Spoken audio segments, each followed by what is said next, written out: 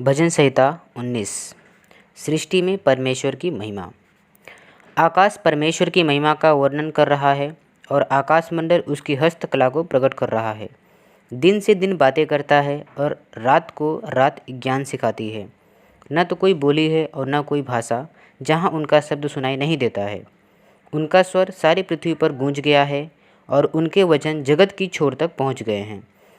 उनमें उसने सूर्य के लिए एक मंडप खड़ा किया है जो दूल्हे के समान अपने महल से निकलता है। वह शूरवीर के समान अपनी दौड़ दौड़ने में हर्षित होता है। वह आकाश के एक सिरे से निकलता है और वह दूसरे सिरे तक चक्कर मारता है और उसकी गर्मी सबको पहुँचती है। यहोवा की व्यवस्था खरी है, वह प्राण को बहाल कर देती है। यहोवा के नियम विश्वास योग्य हैं, साधारण लोगों को बुद्धिमान बना देते हैं। क्योंकि यहोवा के उपदेश सिद्ध हैं, हृदय को आनंदित कर देते हैं। यहोवा की आज्ञा निर्मल है, वह आँखों में ज्योति ले आती है। यहोवा का भय पवित्र है, वह अनंत काल तक स्थिर रहता है।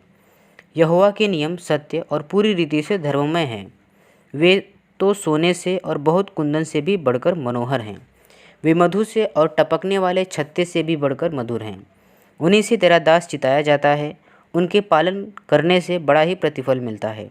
अपनी भूल चूक को कौन समझ सकता है? मेरे गुप्त पापों से तू मुझे पवित्र कर। तू अपने दास को ठिठाई के पापों से भी बचाए रख।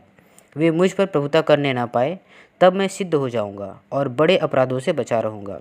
मेरे मुंह के वचन और मेरे हृदय का ध्यान तेरे सम्मुख ग्रहण योग्य हो।